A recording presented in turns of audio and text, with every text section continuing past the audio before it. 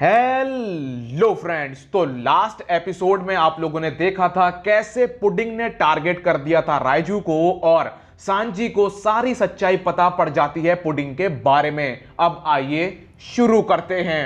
Episode की शुरुआत होती है पुडिंग से। पुडिंग बोलती है तुम्हारा भाई कितना बेवकूफ है, मैं सही बोल रही हूं ना। इसके बाद जेली बोलता है पुडिंग इसके पैरों से खून निकल रहा है और अगर ये खून ऐसे ही बहता रहा तो ये मर जाएगी। वैसे ये मर जाती है तो हमारे लिए बढ़िया ही है, लेकिन पुडिंग बोलती है कि हमें इसे मरने नहीं देना है, क्योंकि अगर ये मर गई तो हमारा पूरा प्लान खराब हो जाएगा। हमें इसे जिंदा रखना है और कल इसे पूरी विंस्मोक फैमिली के साथ मारेंगे। लेकिन एक गड़बड़ हो गई है, इसे हमारी सच्चाई के बारे में पता पड़ चुका है। जिसके बाद पुडिंग अपने डेविल फ्रूट की पावर दिखाती है। उसके फ्रूट का नाम होता है मेमो मेमो नोमी, जो कि इंसानों की मेमोरी से उसे खेलने की पावर देता है। तो यहाँ पर पुडिंग अपने डेविल फ्रूट की पावर को यूज करती है, उसके अंदर से उसकी मेमोरी बाहर निकालती है और उसमें छेड़छाड़ कर देती है। गोली मारी होती है पुडिंग ने,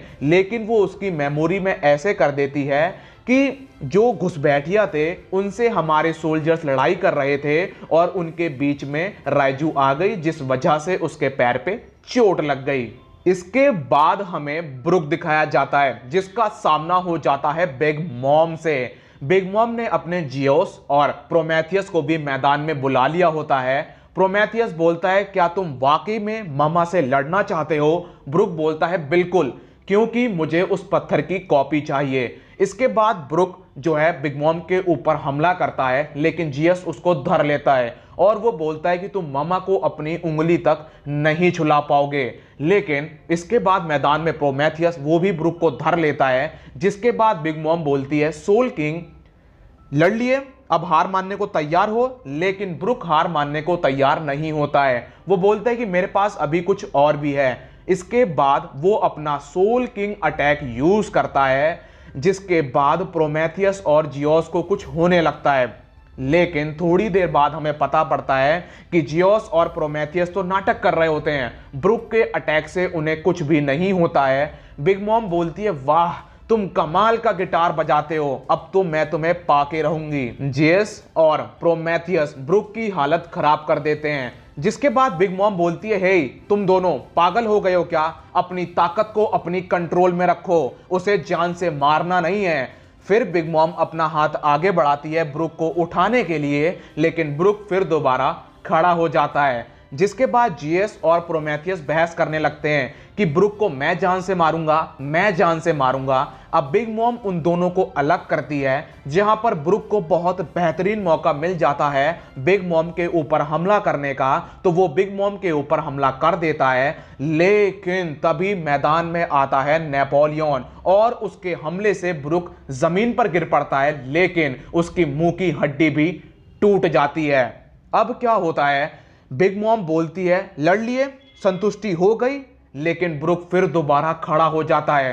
बिग मॉम बोलती है तुम खड़े क्यों हो रहे हो, उस पत्थर के लिए? ब्रुक बोलता है हाँ। बिग मॉम बोलती है पहले तुम सांजी को बचाना चाहते थे और अब तुम मेरी पॉनीग्लिफ के पीछे पड़े हुए हो। ब्रुक बोलता है बिल्कुल, क्योंकि सांजी एक दयालु इंसान है और मुझे लगता है कि अगर उसने सोच लिया है कि वो वापस नहीं आएगा तो वो वापस नहीं आएगा। मुझे नहीं पता कि तुमने उसे कैसे जाल में फंसाया है, लेकिन वो बहुत ही ज्यादा दयालु इंसान है। अगर उसने अपना बलिदान देने का सोच लिया है तो वो अपना बलिदान दे के रहेगा। लेकिन जो मेरा कैप्टन है उसे अपने ऊपर भरोसा है कि वो सांजी को ला के रहेगा। तो अब ये मैटर उन दोनों के बीच का है। बिग मॉम बोलती है ओ तो तुम कहना चाहते हो कि तुम्हें उन दोनों से कुछ भी लेना देना नहीं है? ब्रुक बोलता है ऐसा नहीं है, सांजी को मैं चाहता हूं कभी भी अफसोस ना हो। तो मैं जब भी उससे मिलूंगा मैं उसे बताऊंगा कि जब हम तुम्हें बचाने आए थे तो वहां पर हमें कितनी बेहतरीन चीज मिली थी। बिग मॉम बोलती है तुम ऐसा सोचते हो और कहीं तुम मारे गए या तुम्हारे साथ ही मारे गए, सांजी तुम्हारे साथ वापस नहीं जाएगा। ब्रुक बोलता है अपने प्लान में अपनी मौत के बारे में कौन सोचता है यंग लेडी? इसके बाद हमें चॉपर और कैरेट दिखाए जाते हैं, जहां पर कैरेट ब्रोली से ये पूछने में कामयाब होती है कि कौन सा मिरर कासिल में जाता है। ब्रोली बताती है कि अगर तुम्हें कासिल में जाना है तो इन मिरर से पूछो कि कासिल का रास्ता कौन सा है। इसके बाद हमें दिखाए जाते हैं लूफी लोग, जहां पर ओपेरा अब नामी को टारगेट करता है। वो बोलता है कि मुझे बता दो लोला कहां पर है, नहीं तो ये तीर मैं तुम्हारे अंदर घुसेड़ दूंगा। जिसके बाद वहां पर जिम्बे आ जाता है और वो ओपेरा को धर लेता है। इसके बाद हमें राइजू दिखाई जाती है, जिसका ट्रीटमेंट डॉक्टर कर रहा होता है। डॉक्टर बोलता है घाव काफी गहरा है, लेकिन इसकी बॉडी इस घाव को ठीक कर रही है। इसकी बॉडी बहुत ही कम माल की है। अगर ये आज आराम करेगी तो कल ये टी पार्टी में जा पाएगी। और हाँ, विंसमोक फैमिली को बता देना इसके बारे में। इसके बाद राइजू से मिलने के लिए वहां पर सांजी जाता है। सांजी बोलता है राइजू, क्या तुम्हें याद है कि ये सब तुम्हारे साथ कैसे हुआ? राइजू बोलती है कि हाँ, मैं कासिल की तरफ आ रही थी, लोग घुसपैठिए से लड़ाई कर रहे थे और मैं उनके चपेटे में आ गई। सांजी बोलता है तुम्हारी मेमोरीज के साथ छेड़छाड़ करी गई है। इसके बाद हमें लूफी दिखाया जाता है, जो कि अपने हाथों को तोड़ने में लगा होता है। तभी जिम्बे यूज करता है ग्योजिन कराटे, लेकिन उससे जेल नहीं टूटती है। इसके बाद जिम्बे बोलता है कि एक तरीका और है, और वो किताब में आग लगा देता है। जिसके बाद लूफी नामी को पकड़ता है और वो जेल से बाहर निकल आता है। अब नामी अपने कपड़े चेंज करती है और वो जिम्बे से बोलती है जिम्बे, हमें बचाने के लिए शुक्रिया, लेकिन तुम यहाँ पर क्या कर रहे हो? जिम्बे बोलता है जैसे कि तुम देख सकती हो कि सन पायरेट और बिग मॉम पायरेट्स ने अलायंस बना ली है। नामी बोलती है इसका मतलब तो ये है कि ओपेरा तुम्हारा साथी हुआ। जिम्बे बोलता है बिल्कुल, लेकिन अब मैं अपनी आज़ादी चाहता हूँ। इसके बाद हमें लूफी दिखाया जाता है। लूफी की हालत थोड़ी सी खराब होती है क्योंकि अब उसे भूख लग रही होती है, लेकिन तभी जो लाइब्रेरी होती है वहां पर काफी सारे दुश्मन आ जाते हैं और लूफी को याद आता है कि उसे सांची को बचाना है, तो वो फिर दोबारा खड़ा हो जाता है। सांजी अपनी बहन से बोलता है क्या तुम्हें मेरे ऊपर भरोसा है? उसकी बहन बोलती है बिल्कुल, मुझे तुम्हारे ऊपर भरोसा है, और वैसे भी तुम मुझसे झूठ क्यों बोलोगे? लेकिन मुझे ये नहीं पता था कि पुडिंग ऐसी है। सांजी बोलता है तुमने क्या नोटिस करा? वो बोलती है कि तुम्हें नहीं लगता कि पुडिंग कुछ ज्यादा ही अच्छी है? इस वजह से मैंने उसके ऊपर नजर रखनी शुरू कर दी और फिर मेरा ये हाल हो गया।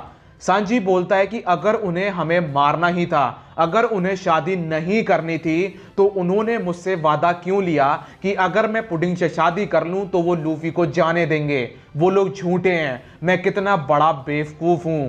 राइजू बोलती है वैसे हमारे पापा बहुत स्मार्ट हैं, लेकिन जब बात एम्परर की आई तो उन्होंने अपनी बुद्धि को बंद कर लिया। सांजी, वैसे ये तुम्हारे लिए बहुत अच्छा मौका है, तुम यहां से निकल सकते हो। सांजी बोलता है तुम कैसी बातें कर रही हो? अगर तुम यहाँ पे रुकोगी तो तुम मारी जाओगी। वो बोलती है सांजी, हम दोनों ऐसा बिहेव करेंगे जैसे हम दोनों को कुछ पता ही नहीं है, और फिर तुम यहाँ से निकल जाना और जर्मा को उसके कर्मों की सजा मिलनी चाहिए। सांजी बोलता है अगर मैं यहाँ से निकल गया तो बैराटी का क्या होगा? राइजू बोलती है जब कल हम सब यहाँ पे मारे जाएंगे तो बैराटी का कोई कुछ नहीं कर पाएगा, और वैसे भी सांजी, हमारी माँ के लिए तुम्हें जीना होगा, और मेरे पास एक ऐसी मेमोरी है जिसको मैं कभी भी नहीं भूलना चाहती हूं।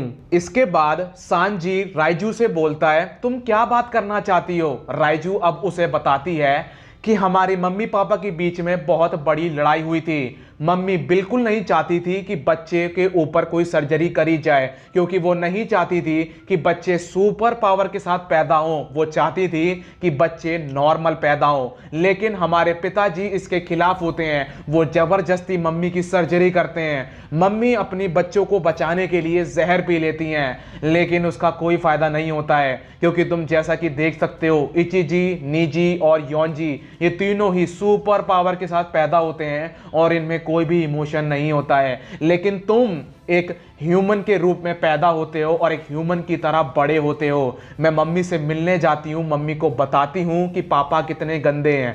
वो बस हमें ट्रेन करते रहते हैं और हमारे साथ नहीं खेलते हैं। जिसके बाद राइजू बोलती है, मम्मी ये क्या है? तो उसकी मम्मी उसे बताती है कि बेटा ये सांजी ने खाना बनाया है। और उसकी आंखों में आंसू होती हैं। वो बहुत ज़्यादा खुश होती हैं कि सांजी एक ह्यूमन के रूप में पैदा हुआ है। उसकी मम्मी को बिल्कुल भी अफसोस नहीं होता है कि उन्होंने जहर पी लिया। उन्हें इस बात की खुशी होती है कि चलो एक बच्चा ही सही, लेकिन वो ह्यूमन के रूप में पैदा तो हुआ है। उसकी बहन बोलती है कि जब हमारी मम्मी के पेट से बच्चे निकले तो एक ह्यूमन बच्चा भी निकला। तुम एक फेलियर नहीं हो सकते हो सांजी, क्योंकि तुम हमारी मम्मी की परछाई हो एकदम।